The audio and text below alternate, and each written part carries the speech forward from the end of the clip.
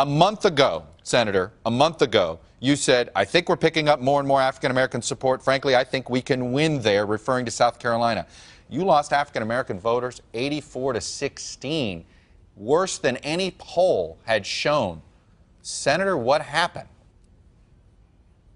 Well, we got decimated. That's what happened. Among older African Americans, it was pathetic from our perspective. But by the way, what was the glimmer of positive news for us is that we won the 29 years of age or younger vote, and we did well with African American young people as well as white young people. But no question, Secretary Clinton won that state, and she won it big. But I'm in Minnesota now. I think we got a real shot at Minnesota. I think we got a shot at Colorado, Oklahoma, Massachusetts, and Vermont. So we're looking to the future, not looking back. We had 2 rallies yesterday in Texas, 10,000 people out in Austin, 8,000 people out in Dallas. I think the future for us, it's going to be a tough fight. I think we can pull it off, Chuck. Look, the game is delegates now. It's not where you win states. It's about accumulating delegates. Your campaign is targeting states that are worth 288 delegates on Super Tuesday. Secretary Clinton is targeting 6 states that are worth 571. If you both do well in the states you're targeting, she's going to have at least a 200 delegate lead on you if you're not careful at that point. As much as that, why aren't you trying to win more delegates than her on Super Tuesday?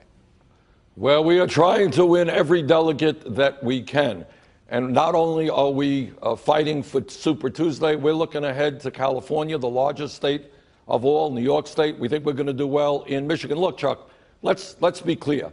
We began this campaign 9.5 months ago at 3% in the polls. 3%, 70 points behind Hillary Clinton. In the last 2 weeks, some polls nationally have actually had us in the lead. We have come a long, long way fighting for the message that we're going to end income and wealth inequality and a broken criminal justice system and a corrupt campaign finance system. We have developed enormous momentum all over this country. It is a tough fight.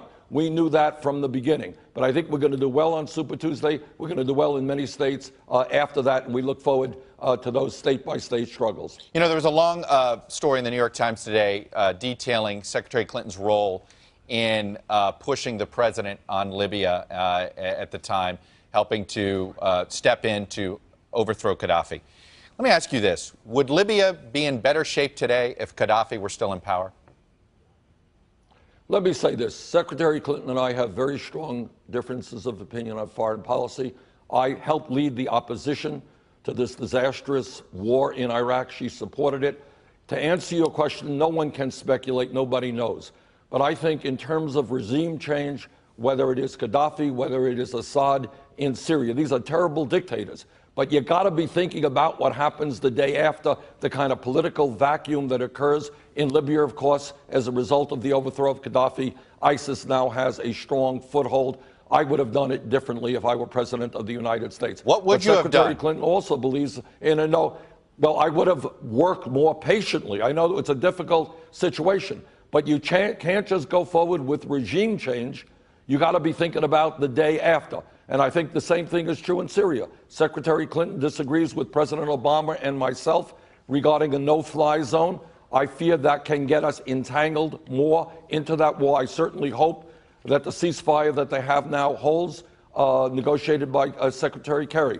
But I think her approach to foreign policy and mine are just quite different. You know, earlier this week, as the back and forth on the crime bill had gone, you had said you supported the House version of the crime bill because it had an assault weapons ban in it, but that turned out not to be the case. So why did you put out a statement that was misleading on that front? Whoa. No, that's not my understanding. It was not in the House bill that you voted. It was in a Senate bill, but it was not in that House bill. Best of my knowledge, hold it.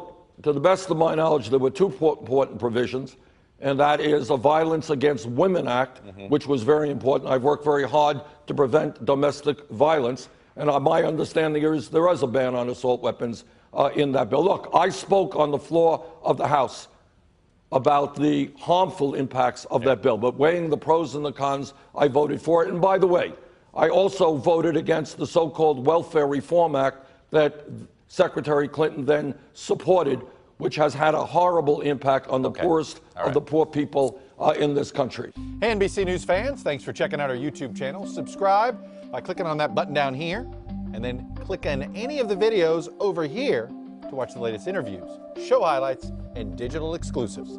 Thanks for watching.